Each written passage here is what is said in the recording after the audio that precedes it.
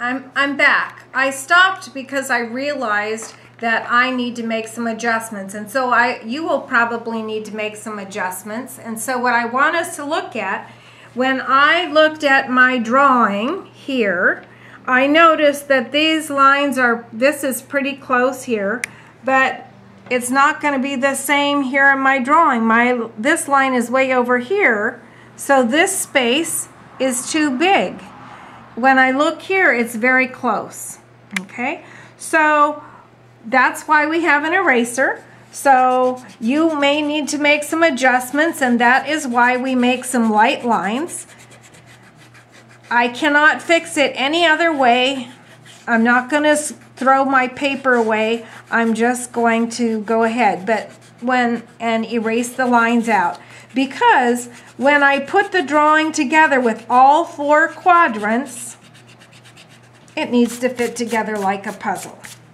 So let's come here, and I think I need a few marks to help me. So if I'm looking at my line here, it will help me if I add a mark to divide the space into half.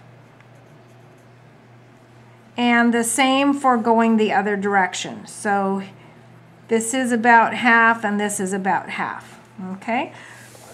So I'm thinking about this being square number 1, or it's like I'm adding, this is all part of my square number 1 still, but I'm thinking about it being split into smaller parts. So thinking about it that way will really help me. And I started with a diagonal. I think that was not a good place to start. I'm going to start here in closer to this center, or this edge of my square, my quadrant number 1. Okay, so if I look here, and here is half, this line is about a quarter. So here is half, and here is about a quarter. So that line is kind of vertical. And how long should it be? If here is half, it's about a quarter. So here is half, and here is a quarter. That's pretty good. I might need to adjust it a little more when I get the other parts in. Now I'm going to come back to my diagonal here, and if I think of this being half, and I split that in half, well, that's about a quarter. So here is half, and I might make a light line there. That's my half, and this is a quarter, and that line comes on the diagonal, and I'm getting a little bit lost. So before I go more, I have to see where my target is. Okay, so if I'm looking here, it goes to about halfway. So here's halfway. And let's check and see how that lines up. It's to the right of this one. Here is half, and here is a quarter, so let's add a little mark. Here is half, and here's a quarter. So sometimes these little anchor points help, and I can always draw with my eraser or draw with my finger to kind of rehearse or practice the line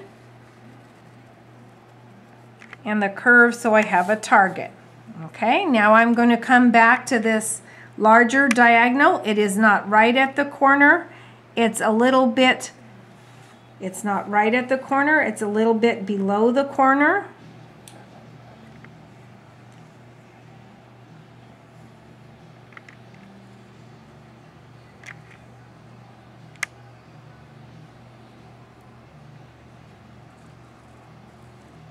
And my line comes across.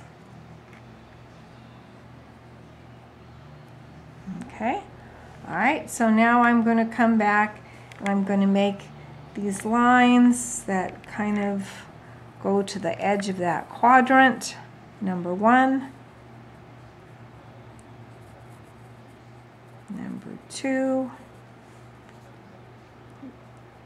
number 3, This one's a little shorter, number 4.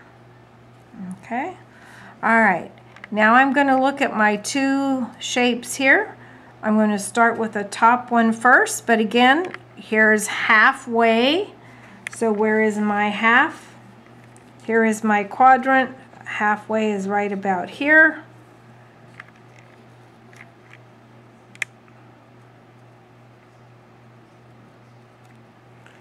Okay, how about the second one? Well, it comes up almost or to halfway.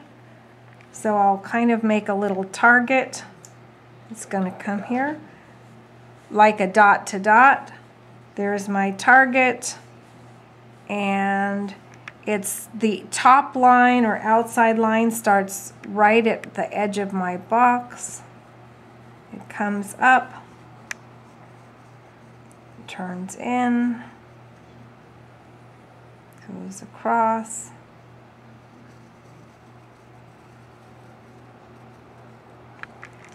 And that's not exactly the right shape, but I think I might need a little bit more of my drawing.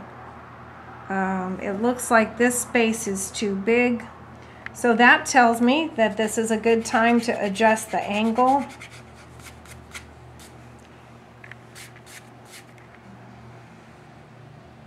And I'm going to start here and look at that curve on the bottom.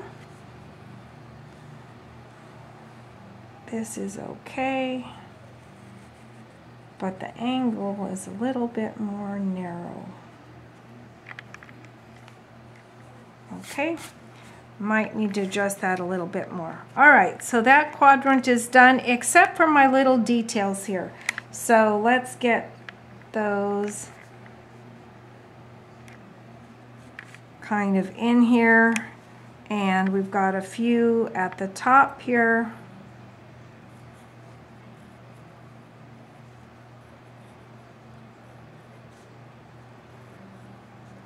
Sort of making those texture, those air vents on the shoe. Okay, now I'm going to move to quadrant number 2. So I'm going to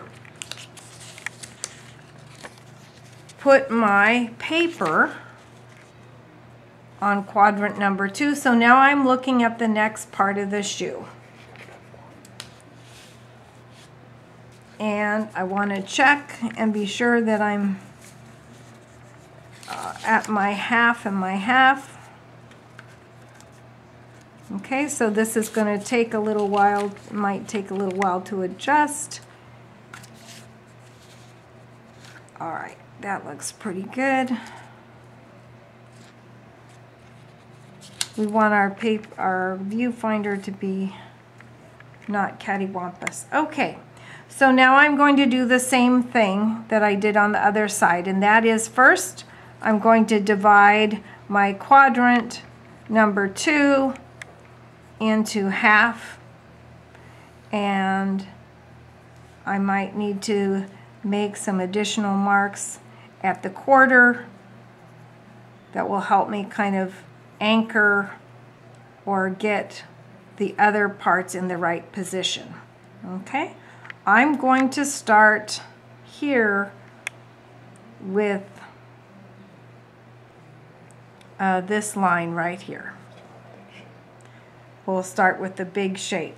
So I'm going to come in off the edge just a little bit, and then this shape is larger.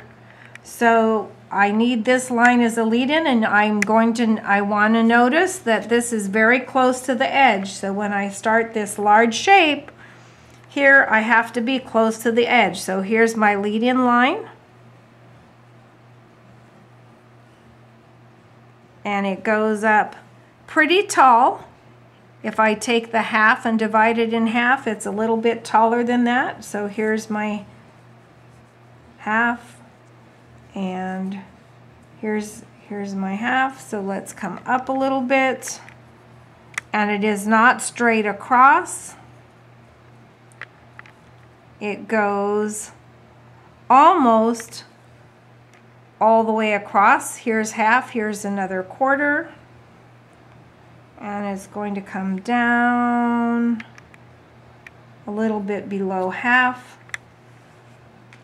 And I need to slide this over.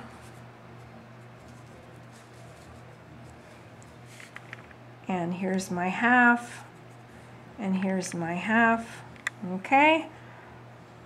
All right, so now I'm going to do this line to finish this large shape. And it's a little below half, which I am. And it's going to come back across. And it goes up, but they do not meet. Okay. All right. This is the next largest shape right here. So let's go there next. We'll come on down, come on across, and now I'm up on this part that's part of the shoelace. So I'm going to come back to the edge of my shape here, and oh my goodness, this is the edge and I'm right here. So again, I need to adjust this a little bit more, because I need to end up at the edge of my paper. So this is going to change a little bit.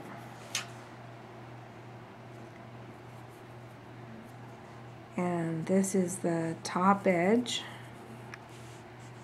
And then I have, this is a slightly different shape over here. And this is going to come back up to here. I have the crisscross lines. So now I'm going to come up here. It crosses over. And it comes down to here. The other one goes underneath, and then it's going to come out here on this other side. Follow the line through. Let's do the top line first.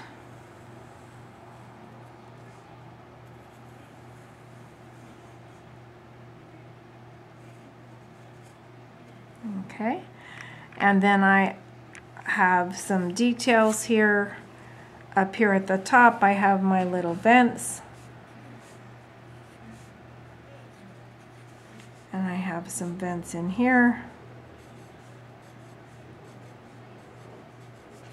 I have a few vents in here.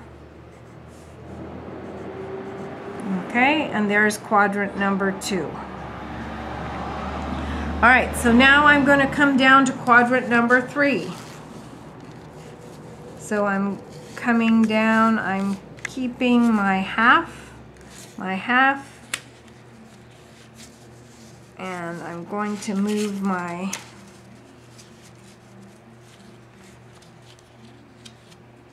papers.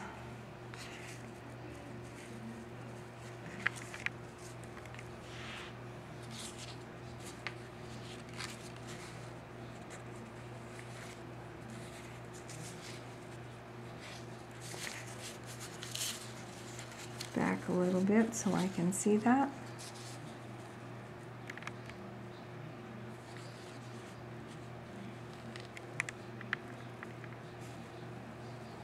Okay, there's my half. There's the edge of my box. So there's my quadrant number 3. Okay? So let's go ahead and review. We're going to use our extra paper to make our viewfinder by folding it in half, our paper in half, and using our double wide across and down to make an L. We're going to cut that out, and we will need both parts. We will need 2 parts for that to make our window.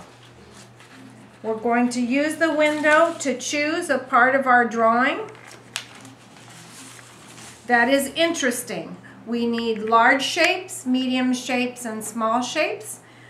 We need to be able to tell what it is when I'm done. So if I'm looking at my shoe, I don't want to just choose laces, okay? So I want to choose a combination of interesting shapes. I want to look at what the lines are doing, what the shapes are doing. I want variety, not too much of the same thing. When I'm ready to set up my drawing and I found a place that I like, I'm going to lightly trace the window, and it will help me if I mark each quadrant or quarter number, and if I start by making on my viewfinder to split it into half, and into half. Sometimes then I need to make additional marks to kind of get anchor points that will help me get started with the drawing. When I'm ready to draw, I'm going to use my papers to block out, so I'm only looking at one section of the drawing at a time. Start with the biggest shapes and the biggest lines first. Look at the angle. You might have to adjust your drawing and erase. That's why we have erasers, to make adjustments. So if you notice that it's in the wrong position, make adjustments on this stage. We want to make adjustments now, not later. This step should take you about 45 minutes to choose this and to get the drawing on the paper. And we'll do the next step next time, which is on Wednesday. And that is to divide it, to use our ruler to sharpen the edges and make angles out of curves, and to create planes so that we can turn it into a more abstract piece of art.